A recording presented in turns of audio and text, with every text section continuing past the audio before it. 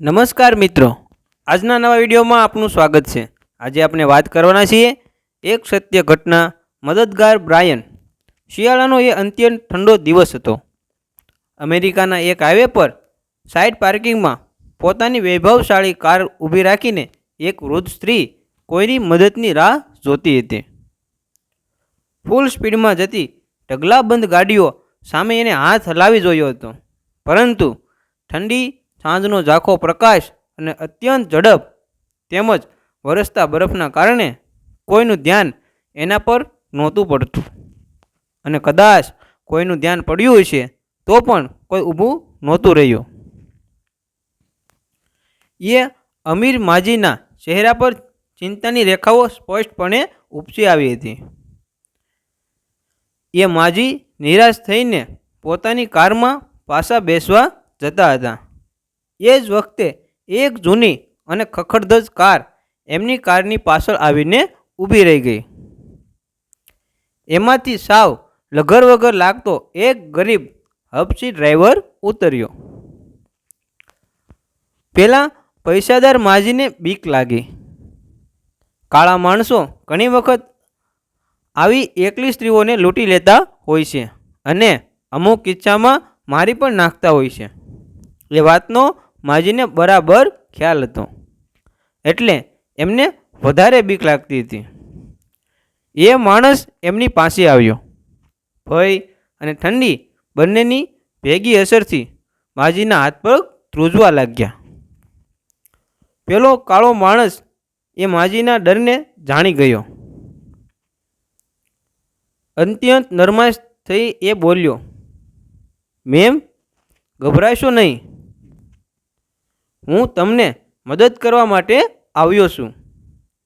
તમને એકલા અટોલા અહીં હાઈવે પર ઊભેલા જોયા એટલે હું સમજી ગયો હતો કે તમારી કારમાં કંઈક પ્રોબ્લેમ થયો લાગે છે। મારું નામ બ્રાયન છે। હું પૂછી શકું કે તમારી કારમાં શું તકલીફ ઊભી થઈ છે? બ્રાયનના વિવેકી અવાજ અને શિષ્ટ વ્યવહારથી માજીની બીક થોડીક ઓછી થઈ। એમને એ માણસ સારો લાગ્યો। એમને કહ્યું, કંઈક વધારે પ્રોબ્લેમ નથી ભાઈ, ફક્ત ડાબી તરફનું આગળનું ટાયર બેસી ગયું છે અને હું એ વ્હીલ બદલી શકું તેમ નથી। બ્રાયને જોયું તો કારની ડાબી તરફનું આગળનું વ્હીલ બેસી ગયું હતું, પરંતુ એક વૃદ્ધ સ્ત્રી માટે તો એ પણ એક અઘરું કામ જ હતું। બ્રાયને એમની ડિક્કીમાંથી જેક તેમજ પાના પકડ કાઢ્યા। પછી માજીને કહ્યું, માજી, તમે એક કામ કરો, ગાડીમાં બેસી જાઓ, ત્યાં તમને ઠંડી ઓછી લાગશે। માજી ગાડીમાં બેસી ગયા। બ્રાયને વ્હીલ બદલવાનું શરૂ કર્યું। પહેલાં માજીની બીક હવે સાવ જતી રહી હતી।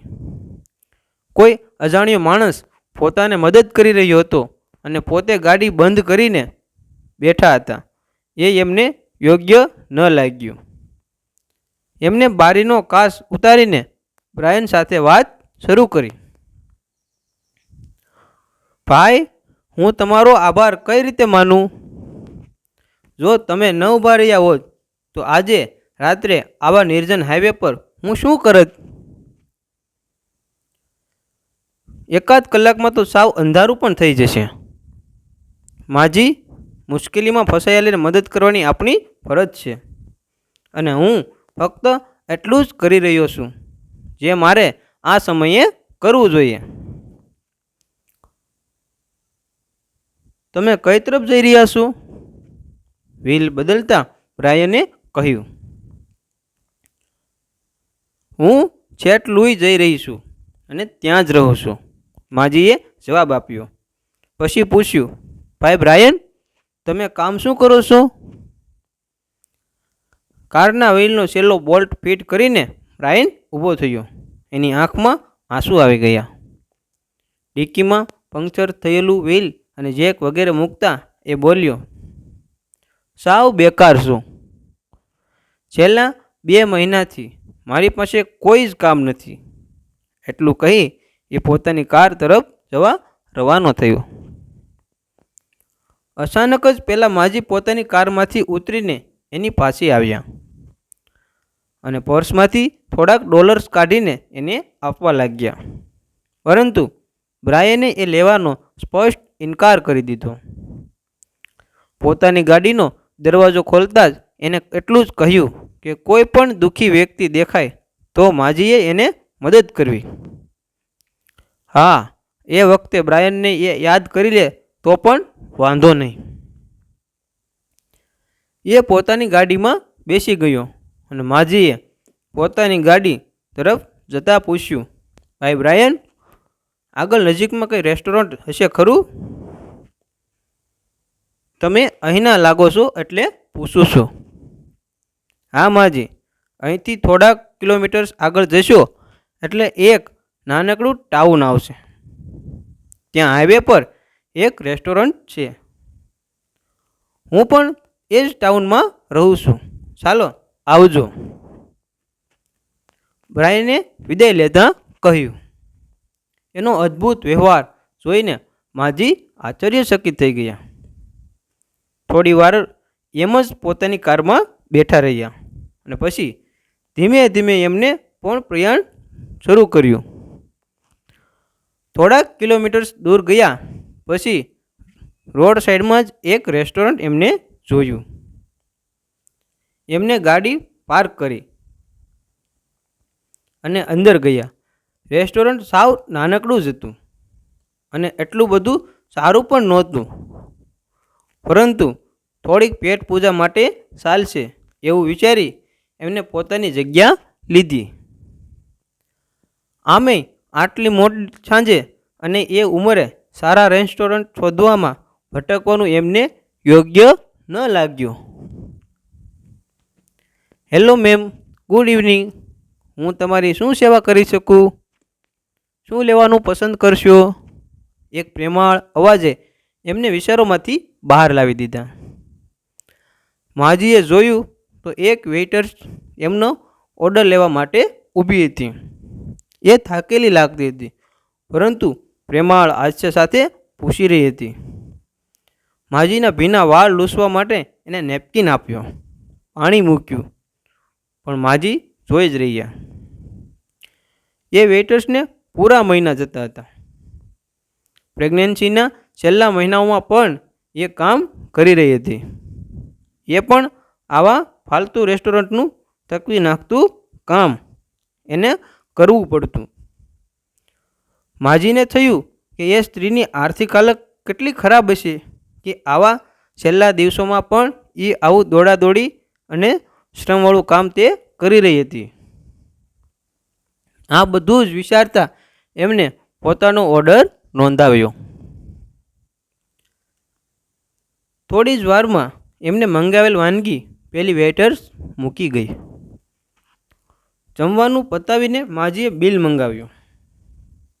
બિલ ફક્ત થોડા ડોલર્સ જ થયું હતું, છતાં માજીએ $100ની નોટ મૂકી. વેઇટ્રેસ છૂટા પૈસા લેવા ગઈ. એટલી જ વારમાં હળવેથી એ માજી ત્યાંથી રવાના થઈ ગયા. વેઇટર્સે છૂટા થઈને પાછી આવી ત્યાં માજી નહોતા અને પ્લેટ પાસે બીજી એક $100ની નોટ પડી હતી અને બાજુમાં પડેલા પેપર નેપકિન પર લખેલું હતું કે ડિયર, આ બધા જ પૈસા તારી ટીપના છે. તારે મને કંઈ જ પાછું આપવાનું રહેતું નથી. હું પણ થોડા કલાકો પહેલાં મુશ્કેલીમાં હતી ત્યારે કોઈકે મને નિસ્વાર્થ મદદ કરી હતી. એ વ્યક્તિના કહેવા મુજબ હું તને મદદ કરી રહી છું. આપણે બધાએ એકબીજાને મદદરૂપ થવાની આ ભાવનાને અને નિસ્વાર્થ પ્રેમની આ સરવાણીને જીવંત અને વહેતી રાખવી જોઈએ. વેઇટ્રેસની આંખમાં આંસુ આવી ગયા. 15 દિવસ પછી જ એની ડિલિવરી થવાની હતી.